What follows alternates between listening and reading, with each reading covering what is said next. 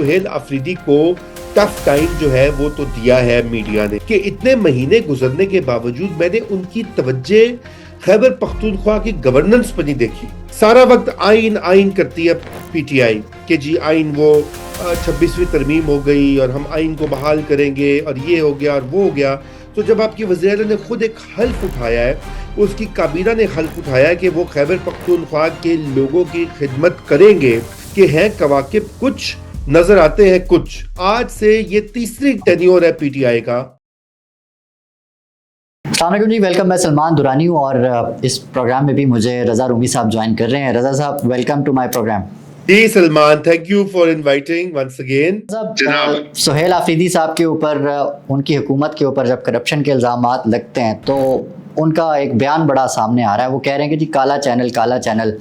तो क्या ये काला चैनल या इस तरह के बयानात दे के सुहेल अफरीदी इससे जो है वो इस जिम्मेदारी से जो इल्जामात उनके ऊपर लग रहे हैं इससे जो है वो छूट सकते हैं? देखो सलमान, मैं तो काफी अरसे से कुछ गैर हाजिर रहा आपके इस चैनल से कुछ दिन जो है तो, और मैंने कुछ ज्यादा फॉलो भी नहीं किया। लेकिन मसला ये है कि आप लोग टफ टाइम तो देते हैं ना बेचारे सुहेल अफरीदी को। आपने देखा इतने नौजवान और इतने वो ज़हीन और यूथ वाले, क्या उस्मान बुज़दार तो थे ना, वसीम अकरम प्लस, पता नहीं इनको क्या लकब दिया गया है सुहेल अफरीदी को, मुझे नहीं पता। ये शाहीन अफरीदी कहूंगा तो कहीं नाराज ही ना हो जाए पीटीआई वाले। लेकिन मसला ये है कि असल में मसला ये है। और रूमी साहब, मैं यहाँ एक मसला भी पॉइंट आउट करना चाहता हूँ। मैं कुछ शख्सियात जो कि यूट्यूबर्स हैं, पाकिस्तान में भी बैठे हैं और बाहर भी बैठे हैं, मैं उनका नाम लेता हूँ तो मेरे अपने चैनल वाले भी मेरा नाम वो काट देते हैं, बयान काट देते हैं। मसला ये है, हम बोल भी नहीं सकते। तो देखो बात यह है कि सुहेल अफरीदी को टफ टाइम जो है वो तो दिया है मीडिया ने, इसमें कोई शक नहीं है। मगर सुहेल अफरीदी साहब जो है, आपको पता है पर्सनली जब वो आए थे तो, और उसके बाद मैंने जब उनको देखा तो मैंने उनकी बहुत सी चीजें पसंद की हैं। मैंने तो टीवी पर भी कई बार मेन स्ट्रीम चैनल्स पर ये बात कही कि भाई नौजवान है, डायनामिक है और उसकी कुछ बातें बहुत अच्छी लगी। लेकिन मुझे इस चीज का थोड़ा सा फिर अफसोस ये हुआ कि इतने महीने गुजरने के बावजूद मैंने उनकी तवज्जे खैबर पख्तूनख्वा की गवर्नेंस पर नहीं देखी। अब देखिए, मैं ये समझता हूं कि इमरान खान मुश्किल में है, उनकी पार्टी मुश्किल में है, सुहेल अफरीदी पे तकिया है कि जी उसके पास खैबर पख्तूनख्वा की गवर्नमेंट है, वसाइल है, मशीनरी है, तो वो कुछ काम करेगा, कोई गड़बड़ करेगा और इमरान को रिहा करवा देगा। मगर मसला ये है कि ये आईनी जिम्मेदारियों से इनहराफ वाला मामला है। आइन बड़ा क्लियर है कि आपने सूबे की खिदमत करनी है, आपने अवाम की फलाह बहबूद के लिए काम करना है, आपने उसका हल्फ उठाया। सारा वक्त आइन आइन करती है पीटीआई कि जी आइन वो 26वीं तरमीम हो गई और हम आइन को बहाल करेंगे और ये हो गया और वो हो गया। तो जब आपकी वज़ीर-ए-आला ने खुद एक हल्फ उठाया है, उसकी काबीना ने हल्फ उठाया है कि वो खैबर पख्तूनख्वा के लोगों की खिदमत करेंगे और अपनी जिम्मेदारियों अदा करेंगे, तो फिर आप उससे कैसे इनराफ कर सकते हैं? यानी आपकी तवज्जे प्रायोरिटी वो होनी चाहिए, इमरान खान साहब होनी चाहिए सियासी लेवल के ऊपर, मगर वो सेकेंडरी या टर्शरी लेवल पर वो प्रायोरिटी होनी चाहिए, नंबर एक। नंबर दो, यहां पे जो प्रॉब्लम आता है वो देरीना मसला है। वो सुहेल अफरीदी बेचारे पे तो ऐसे आप लोग भी शायद ज्यादती करते होंगे। वो एक प्रॉब्लम चल रही है खैबर पख्तूनख्वा की गवर्नेंस जो है कि हैं कवाकिब कुछ नजर आते हैं कुछ। आज से ये तीसरी टेन्योर है पीटीआई का। और मैं पहले भी जानता हूं कि एक जब ये 2013 से 18 तक जो है एक पूरी प्रोपेगेंडा की मुहिम की गई कि खैबर पख्तूनख्वा की गवर्नेंस मिसाली है, पुलिस वहां पे खाली हो चुकी है। मैं वो याद कराना चाहता हूँ रूमी साहब, मैं याद करवा दूं, आप तो छोटे थे, थोड़ा सा याद करवा दूं। नहीं, हम लोग चले जहाँ पे भी थे, जैसे भी थे, लेकिन अब थोड़ा सा याद करवा दूं। टूरिज्म के ऊपर कहा था कि जी हम इसको टूरिज्म का गढ़ बनाएंगे। बिलियन ट्री का जी उन्होंने कहा था कि जी हम एक प्रोजेक्ट ला रहे हैं। बीआरटी का प्रोजेक्ट था, इसके अलावा सेहत कार्ड था, हेल्थ था, एजुकेशन था, पता नहीं क्या कुछ। ये सब कहाँ है, नजर क्यों नहीं आ रहा? जी अल्लाह उनको बख्शे।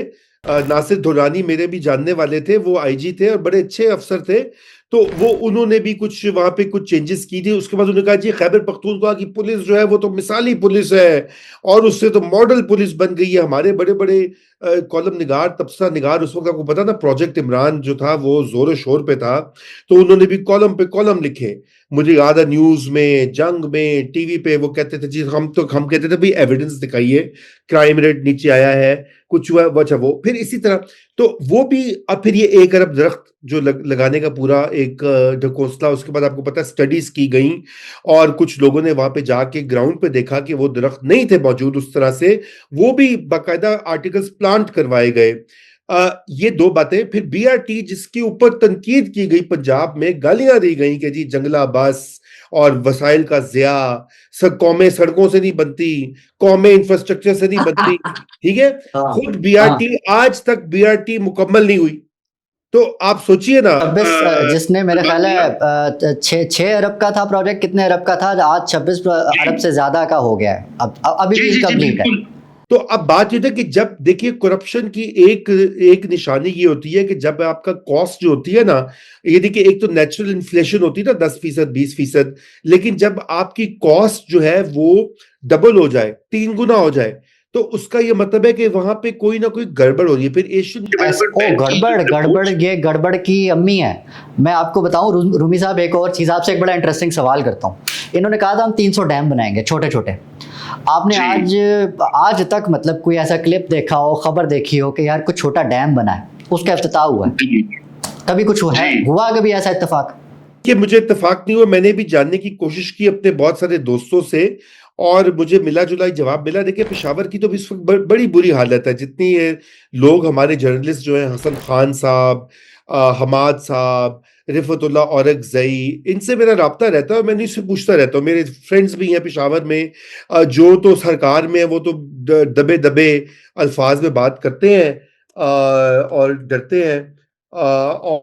और मैंने उनसे भी पूछा, उन्होंने भी कहा कि जी बड़ी ज़बू हाली का आलम है। चुनाचे मैं आपको बताऊं सलमान कि ये प्रायोरिटीज का मसला है और सिर्फ सुहेल अफरीदी का मसला नहीं है। इससे पहले वाले गंडापुर साहब थे, वो भी महमूद गजनवी बनने के खुद उनके अल्फाज हैं, मैं नहीं कह रहा, उन्होंने कहा था मैं महमूद गजनवी की तरह हमला करूंगा इस्लामाबाद पे। अच्छा वो भी आपको पता है उनको फारिग कर दिया महमूद गया। गजनवी जो है वो मारगला की पहाड़ियों से तो नहीं गया था ना रूमी साहब? ठीक है जो भी है।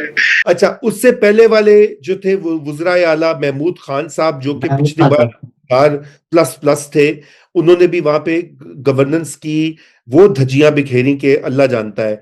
परवेज खटक का दौर कदरे बेहतर था। मजे की बात यह कि परवेज खटक अब पीटीआई में नहीं है। अच्छा बहरहाल, तो मैं आपको ये कहना चाह रहा हूं कि ये एक दरीना मसला रहा है। अच्छा ये बात सिर्फ हम केपी में नहीं, सिंध में भी गवर्नेंस के मसाइल हैं। सच्ची बात तो ये है कि पाकिस्तान में, अच्छा पंजाब के अपने तरह के मसाइल हैं, बलूचिस्तान का तो अल्लाह ही हाफिज है, वहां पे तो आप देखिए क्या हो रहा है। तो हम केपी को बिल्कुल सिंगल आउट भी नहीं कर सकते। देखिए ऑनेस्ट होना चाहिए, लेकिन जो दावे होते हैं पीटीआई के कि वो करप्शन से मुबर्रा हैं, तो बात यह है कि हकीकत उसके बरक्स है। और पीटीआई को जैसे अपनी मंजी के थल्ले डांग फेरने की जरूरत है। पीटीआई की पार्टी को, जो बैरिस्टर गौहर ने अभी आपने जो उसका बयान दिखाया, बिल्कुल सही, बैरिस्टर गौहर ने अभी आज ये एक तरह से इनडायरेक्टली उन्होंने कहा जी हम डेवलपमेंट पे बात करेंगे। तो बैरिस्टर गौहर को चाहिए कि वो अपनी पार्टी के, जो केपी की पार्टी का हिस्सा है, उससे सवाल करे कि क्यों आपकी शिकायत आ रही है, क्यों मीडिया, काला चैनल कोट अनकोट क्यों रिपोर्टिंग कर रहा है। क्या कोई ना कोई, अगर फर्ज कीजिए कि काला चैनल की बातों में 2% भी सच है, तो फिर भी बनती है इंक्वायरी, पूछगिछ बनती है। आप मीडिया की बातों को गाली गलौज के जरिए या मीडिया के जरिए जो है वो माइनस नहीं कर सकते। जी ये भी बहुत बड़ी बात है रूमी साहब, ये भी बहुत बड़ी बात है कि चले मैं ये नहीं कहता कि जो सेंट्रल हुकूमत है वो ये काम नहीं कर रही, वो भी कर रही है, लेकिन केपी हुकूमत में ख़ास तौर पर ये जो गालियां देने वाले ट्विटर पे बैठे हुए हैं, सोशल मीडिया पे बैठे हुए हैं, इन लोगों के लिए भी बजट पास हुआ है सर। मतलब एक खुफिया तौर पे उनके लिए भी एक बजट रखा गया है जो उनको मिल रहा है। और दूसरी बात, ये जो आज आपने जिस चीज़ का जिक्र किया, बैरिस्टर गौहर साहब ने तो इस चीज़ की तस्दीक कर दी है कि एक फॉरवर्ड ब्लॉक बन रहा है और सुहेल अफरीदी साहब की जो कुर्सी है वो वाकई खतरे में। मुझे नहीं पता, वो मुश्किल है, वो ये प्रेशर डालने के लिए टैक्टिक्स होते हैं।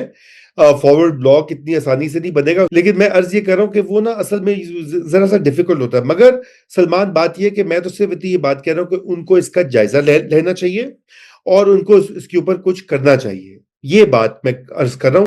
बाकी रूमी साहब, हमारा पॉइंट यही है ना, हमारा पॉइंट यही है कि यार अपनी सियासी पॉइंट स्कोरिंग जारी रखो, लेकिन साथ कम से कम आवाम को सुख का सांस भी लेने दो।